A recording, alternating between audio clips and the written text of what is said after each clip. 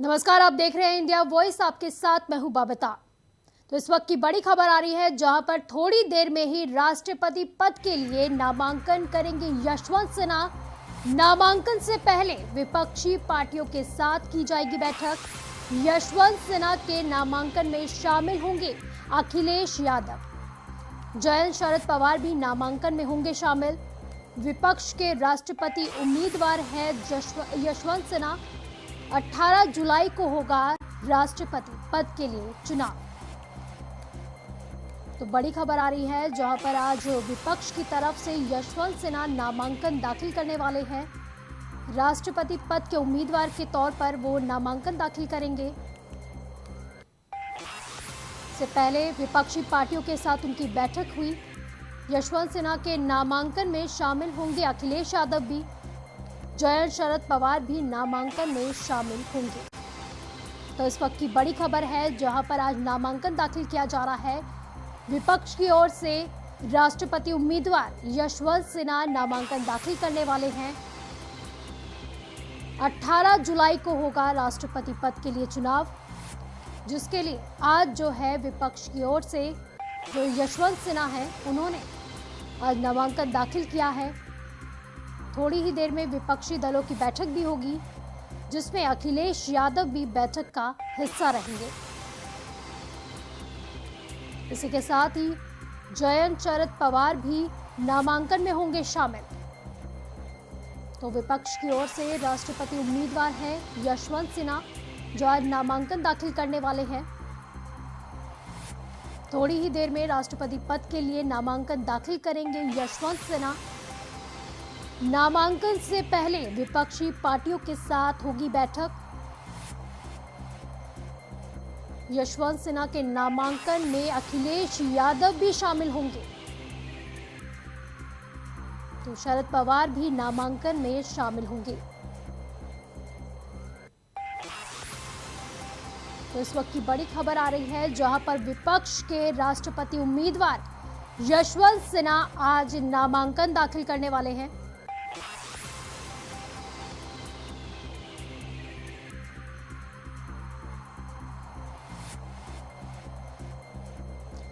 तो राष्ट्रपति के नामांकन के लिए विपक्ष की ओर से उम्मीदवार है यशवंत सिन्हा, जो आज नामांकन दाखिल करने वाले हैं।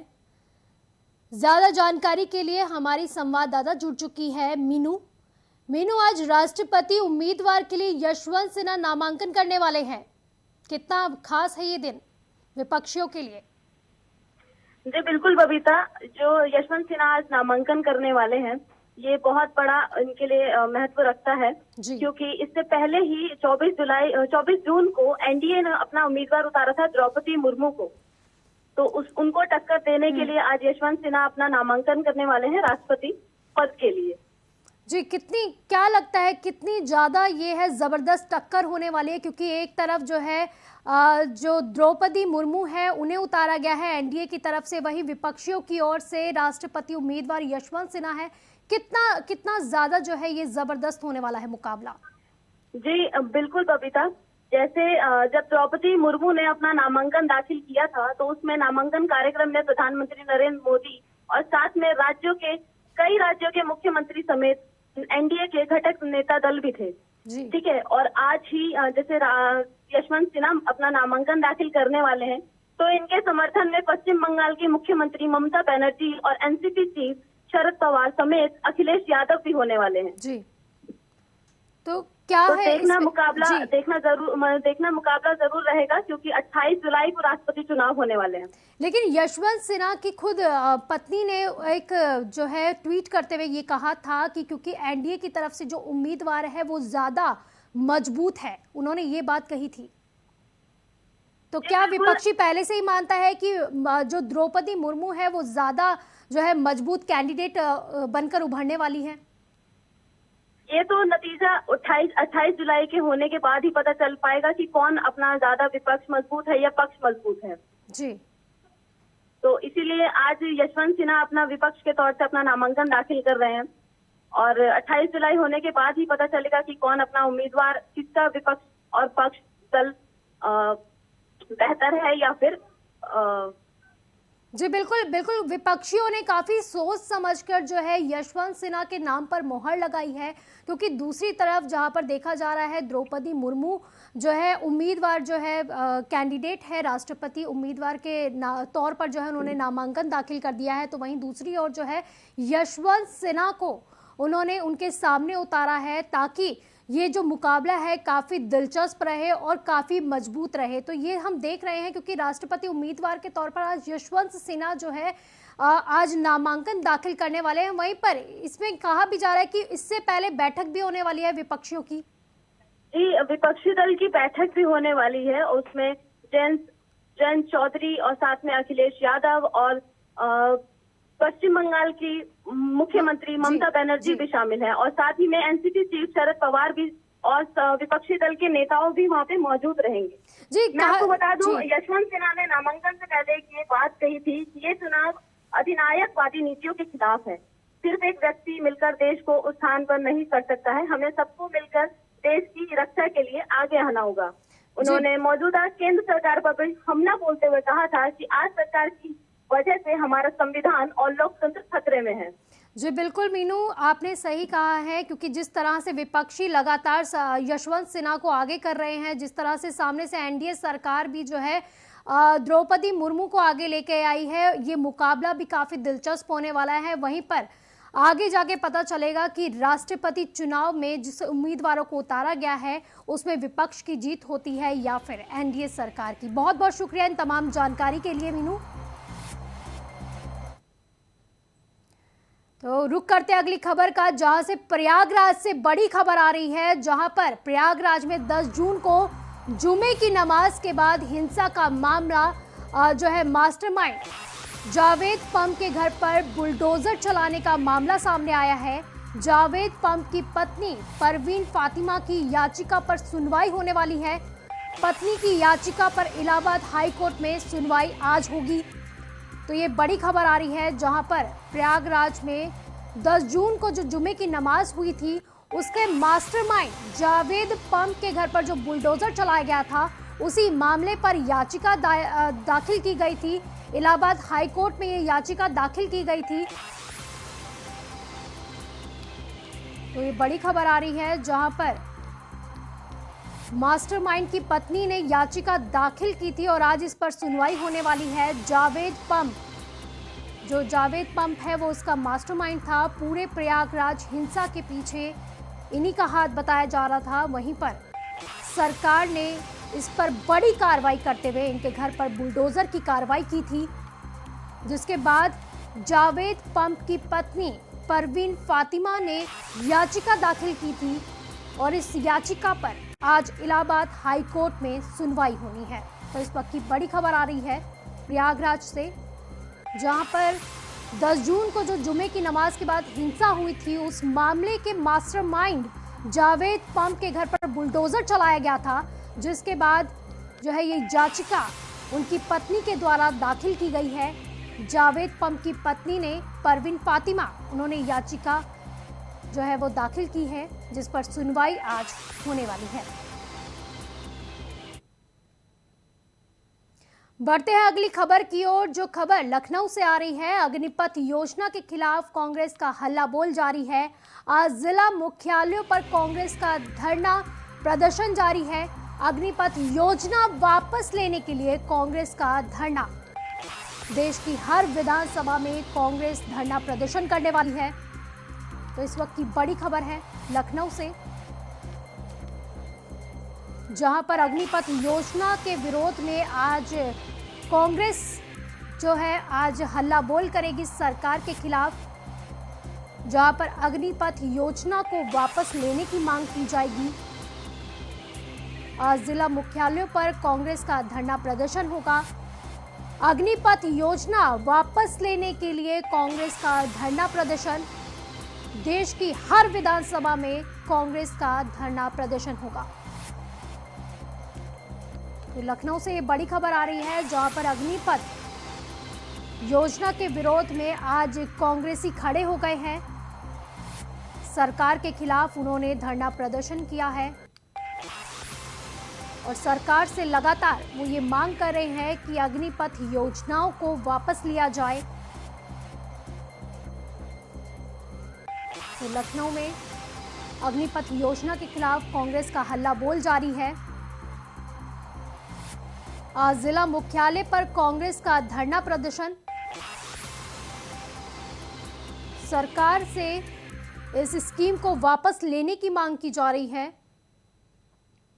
युवाओं के लिए भी इसे घातक बता रही है कांग्रेस। कांग्रेस की तरफ से ये कहा जा रहा है कि नो रैंक नो पेंशन पर युवाओं के भविष्य के साथ खिलवाड़ कर रही है सरकार। इस अग्निपथ योजना को वापस लेने के लिए आज विरोध प्रदर्शन जारी है। लखनऊ में आज विरोध प्रदर्शन किया जा रहा है,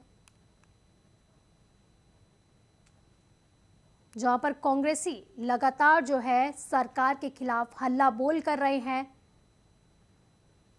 इस अग्निपथ योजना के खिलाफ लगातार कांग्रेस का हल्ला बोल जारी है। धरना प्रदर्शन किया जा रहा है, चप्पे चप्पे पर धरना प्रदर्शन जारी है उनका। सरकार के खिलाफ विरोध प्रदर्शन जारी है। अग्निपथ योजना के खिलाफ कांग्रेस का हल्ला बोल चल रहा है। कांग्रेस की तरफ से अपील की जा रही है कि इस योजना को वापस लिया जाए। ये योजना युवाओं के भविष्य के लिए एक खिलवाड़ है। इस योजना को जल्द से जल्द वापस लिया जाए, जिसके लिए आज जो है लखनऊ में कांग्रेस धरना प्रदर्शन कर रही है। तो कांग्रेस का लखनऊ में धरना प्रदर्शन जारी है। सरकार के खिलाफ धरना प्रदर्शन कर रही है कांग्रेस।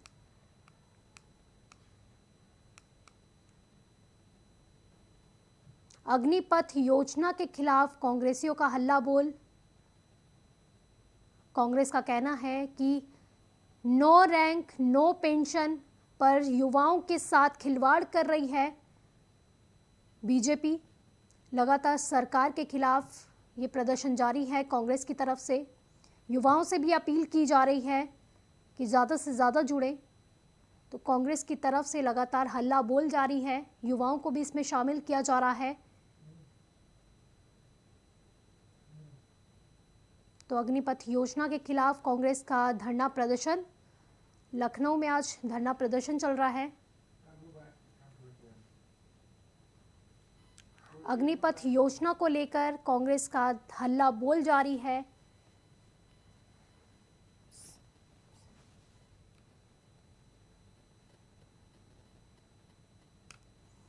तो अग्निपथ योजना को लेकर लगातार कांग्रेस का धरना प्रदर्शन जारी है। तो इसी पर तमाम जानकारी के लिए हमारे संवाददाता भी जुड़ चुके हैं लखनऊ से। सिद्धार्थ, क्या है तमाम जानकारी? देखिए, आपको बता दें, अग्निपथ योजना को लेकर जिस तरीके से कांग्रेस लगातार विरोध कर रही थी, आज हर जिलों में अपना विरोध प्रदर्शन शुरू कर दिया है। तो कहीं ना कहीं इनका कहना है कि इस योजना को वापस लिया जाए, ये युवाओं के भविष्य के साथ खिलवाड़ है। लेकिन एक चीज है बता, सबसे महत्वपूर्ण ये है कि सरकार है उसने इस योजना में काफी परिवर्तन किया है। उस तरीके से इतना विरोध नहीं दिख रहा है युवाओं में, और अब कहीं ना कहीं लगभग एक हफ्ते से विरोध कम हो गया है युवाओं में। लेकिन कांग्रेस कहीं ना कहीं फिर से इसका विरोध कर रही है।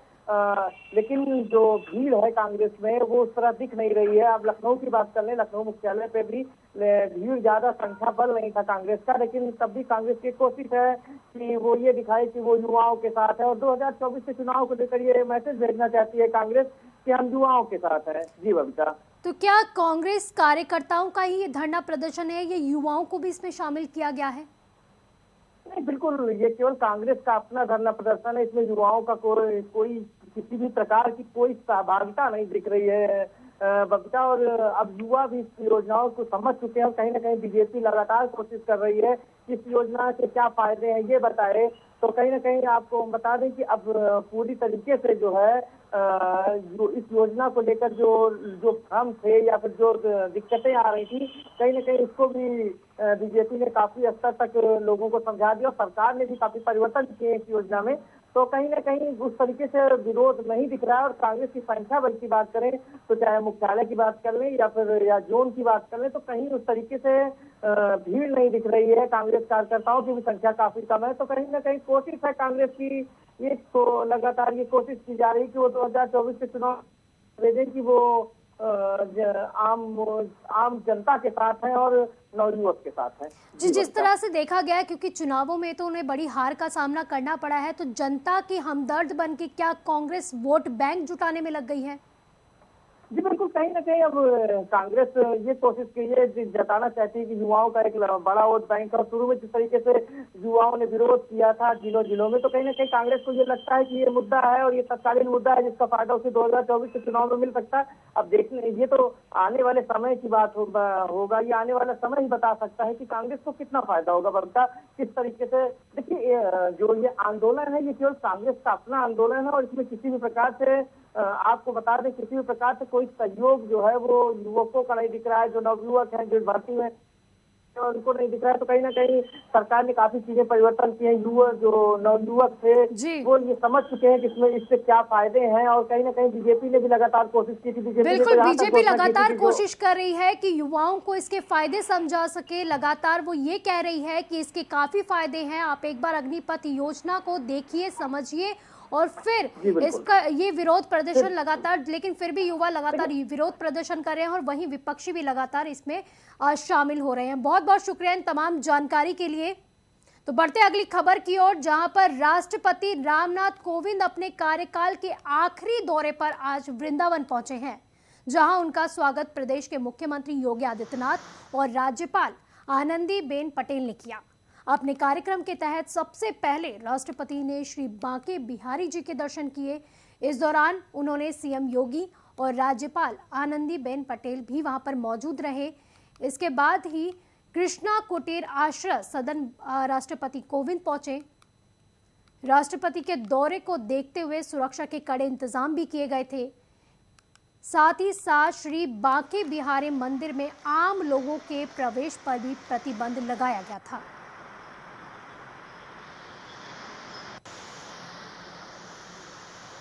तो मथुरा पहुंचे हैं राष्ट्रपति रामनाथ कोविंद, जहां पर सीएम योगी और राज्यपाल आनंदीबेन पटेल ने उनका स्वागत किया। श्री बांके बिहारी के राष्ट्रपति ने दर्शन किए और साथ ही साथ उनके इस दौरे के दौरान कई पुख्ता इंतजाम किए गए थे, कड़ी सुरक्षा रखी गई थी, आम लोगों का जाना भी वर्जित रखा गया था। तो ये बांके बिहारी के मंदिर की तस्वीरें सीधे आप तक हम पहुंचाते हुए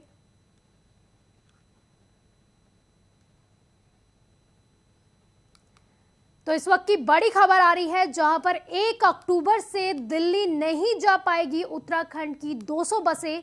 इस वक्त की बड़ी खबर आ रही है, जहां पर उत्तराखंड की 200 बसें अब दिल्ली नहीं जा पाएंगी। दिल्ली सरकार ने उत्तराखंड सरकार को भेजा पत्र।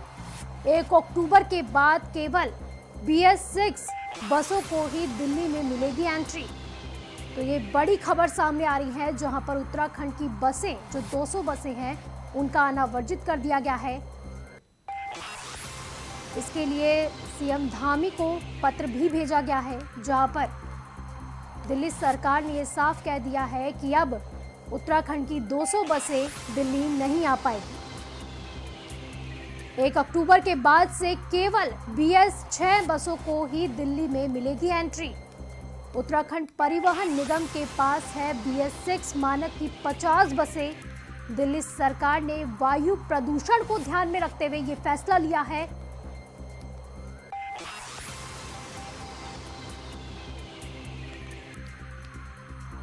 तो दिल्ली सरकार ने ये फैसला लिया है, जहां पर उत्तराखंड की बसों का आना वर्जित कर दिया गया है।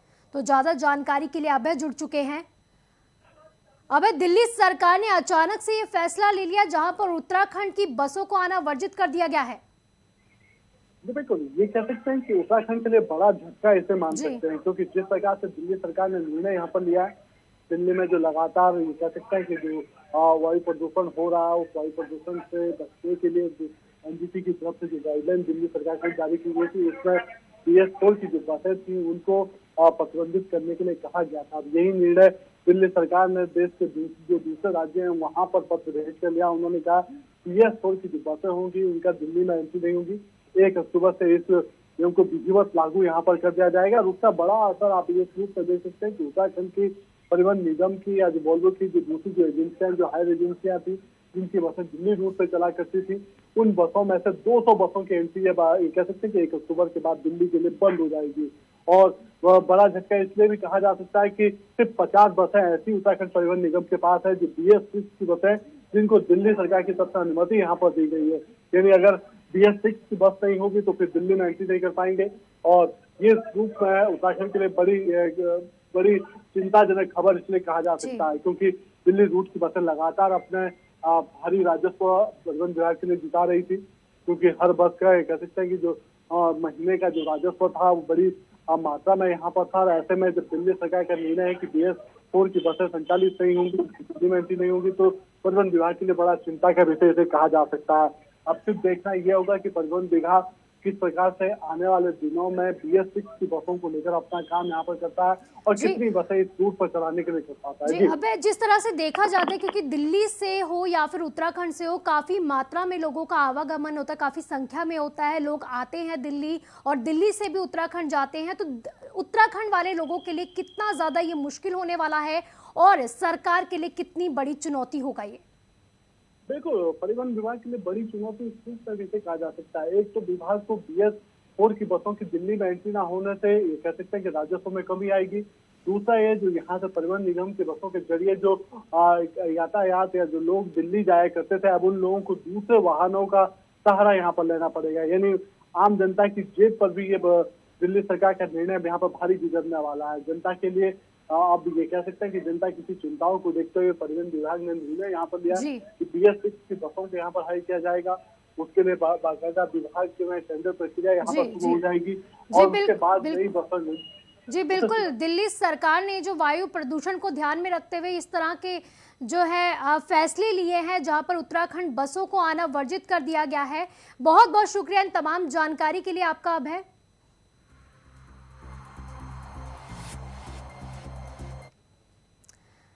तो इस बुलेटिन में फिलहाल के लिए बस इतना ही। आप देखते रहिए इंडिया वॉइस। नमस्कार।